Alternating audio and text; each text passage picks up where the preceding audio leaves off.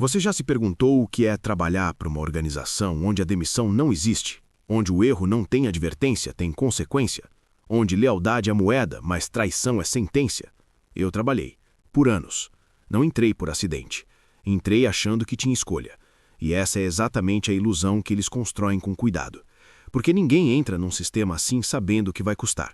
Você vai descobrindo o preço aos poucos, uma parcela de cada vez, até chegar no dia em que você olha para tudo que tinha, família, liberdade, identidade, futuro, e percebe que perdeu.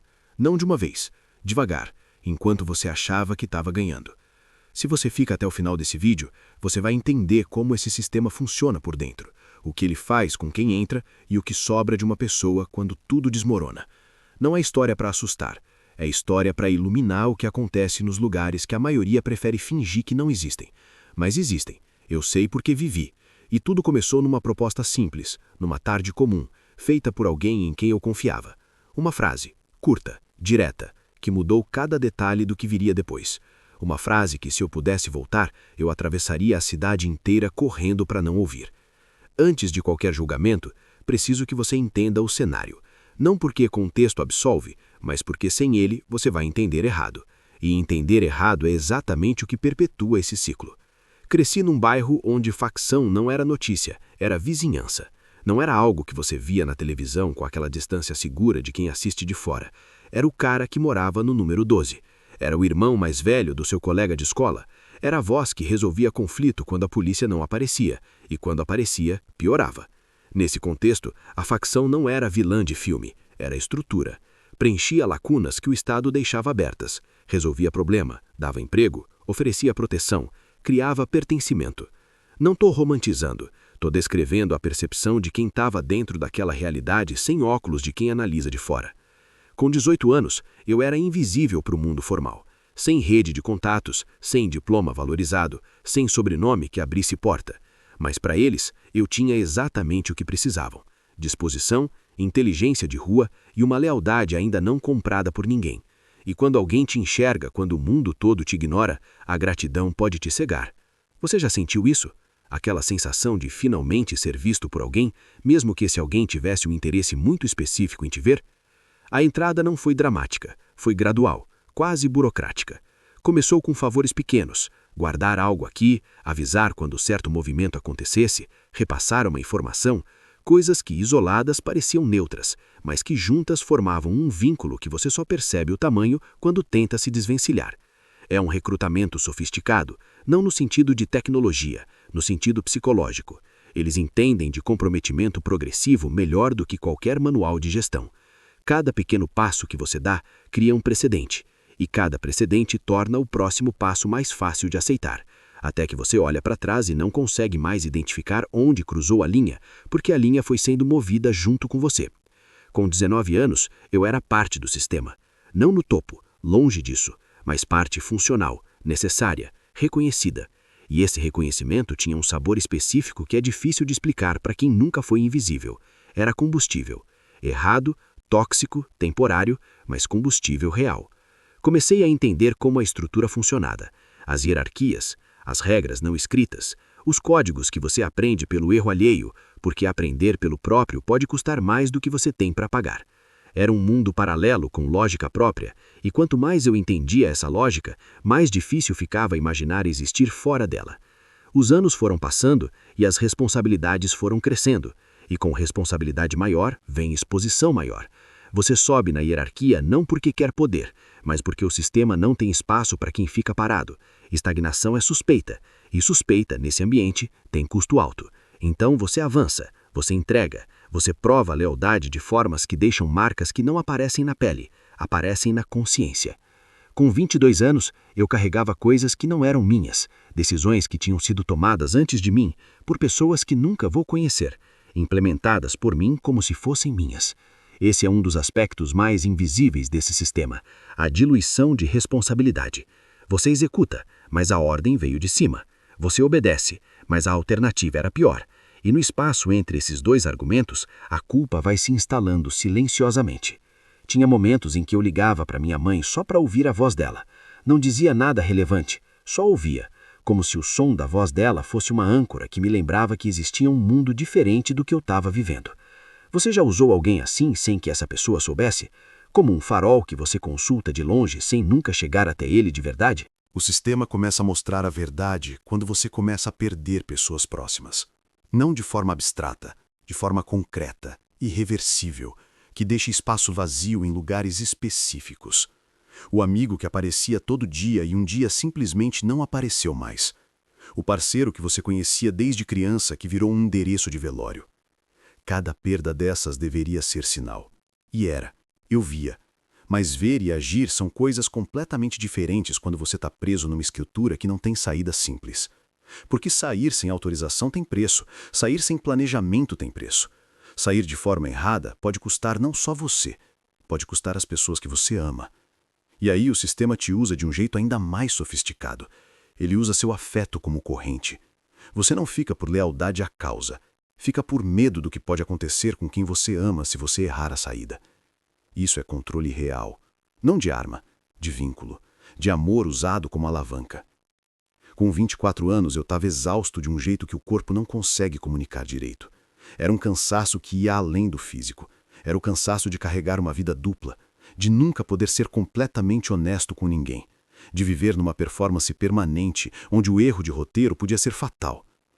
A virada veio de onde eu menos esperava. Não foi uma epifania, foi uma busca. Uma busca que eu nunca pedi para fazer, mas que me fez entender, em tempo real, o tamanho do que eu tinha construído em cima de ilusão. Minha irmã mais nova tinha conseguido uma vaga num curso técnico. Coisa pequena para o mundo. Coisa enorme para ela, para minha mãe, para nossa família. O dia da formatura era numa sexta-feira. Eu não pude ir. Não porque não quis, porque naquela sexta específica eu tinha uma obrigação que não podia ser remarcada. Enquanto ela subia no palco, eu estava em outro lugar, fazendo algo que envergonha e que não tem como desfazer. E quando minha mãe me mandou a foto dela com o diploma, com aquele sorriso que só aparece nos dias que importam de verdade, algo dentro de mim desabou. Não de culpa, de clareza. A clareza brutal de perceber que eu estava perdendo a vida real enquanto servia uma estrutura que não me via como pessoa, que me via como função. E função se substitui, pessoa não. Naquela noite decidi que ia sair, sem saber como, sem saber quando, sem saber o preço. Mas decidi. E essa decisão, frágil, assustada, sem plano, foi a coisa mais corajosa que eu já fiz na vida. Aqui está o que eu prometi revelar. Como o sistema realmente funciona por dentro e por que ele é tão difícil de deixar. Não é só medo físico, é identidade sequestrada. Quando você passa anos operando dentro de uma estrutura desse tipo, ela não fica só fora de você. Ela entra, molda como você pensa, como você avalia risco, como você confia ou não confia nas pessoas, como você interpreta o mundo. Você começa a ver tudo através da lógica do sistema. E quando tenta sair, percebe que não basta tirar o corpo de lá. Precisa tirar a mentalidade também. E isso é cirurgia sem anestesia. Especialistas em trauma organizacional descrevem esse fenômeno como captura de identidade, quando a instituição, seja ela qual for, passa a ser a principal referência de quem você é. Isso acontece em seitas, em grupos extremistas, em corporações abusivas e acontece de forma intensa e acelerada em organizações criminosas onde o isolamento e a dependência são estruturais. Sair exige reconstruir quem você é do zero, sem o título que o sistema dava, sem a rede que o sistema oferecia, sem a clareza de papel que, por mais distorcida que fosse, te dizia todo dia quem você era e o que era esperado de você. O vazio que fica depois é real e assustador. E é nesse vazio que a maioria volta. Não por querer o crime, por não aguentar o vazio. E aqui está a grande entrega dessa história, a que eu prometi no começo, e que poucas pessoas têm coragem de falar em voz alta. Perder tudo foi o que me salvou. Não de forma poética, de forma literal e brutal. Quando o sistema desmoronou ao redor de mim, e ele desmorona, sempre desmorona, é questão de tempo, eu não tinha mais nada que fosse deles. Nenhum bem, nenhum status, nenhuma posição. Perdi materialmente tudo que tinha acumulado. Mas junto com esse tudo, perdeu também o peso, a obrigação, a corrente, o medo constante de errar dentro de um sistema onde erro é irreversível. E o que ficou, o que nenhum sistema pode confiscar, fui eu, sem performance, sem papel, sem máscara. Eu, pela primeira vez em anos, sem saber exatamente quem eu era, mas livre para descobrir. Pesquisas sobre saída de organizações criminosas indicam que a maioria dos que conseguem sair de forma definitiva passam por uma ruptura total com a estrutura anterior, financeira, social e geográfica. Não é gradual, é corte. E corte dói, mas cicatriza. O que não cicatriza é a ferida que você mantém aberta por medo de sentir a dor do corte. Eu sangrei, muito, mas estanquei. E do outro lado do sangramento tinha algo que eu nunca tinha tido antes. Uma vida que era completamente, exclusivamente, irrevogavelmente minha. Reconstruir depois de tudo isso não é processo bonito. Não tem linha reta, não tem manual. Tem dias em que o passado parece mais real que o presente, e o presente parece frágil demais para ser verdade. Tem momentos em que você desconfia de cada pessoa boa que aparece, porque o sistema te ensinou que bondade gratuita não existe, que sempre tem uma agenda escondida. Desaprender isso é trabalho diário, é terapia, é silêncio, é erro, é tentar de novo. O que aprendi com tudo isso vai além do crime. Aprendi que sistema, qualquer sistema que usa seu medo e seu afeto como ferramenta de controle, é um sistema que não te quer bem. Que estrutura saudável não precisa te isolar do mundo para te manter leal. Que pertencimento real não vem com cláusula de saída impossível. E aprendi, principalmente, que perder tudo material não é o fim. É o reset forçado que às vezes é a única forma de começar de novo com honestidade. Hoje eu olho para aquela versão de mim que entrou achando que ia ganhar e sinto compaixão. Não desprezo, compaixão. Porque ele fazia o que sabia com o que tinha, e quando aprendeu mais, fez diferente.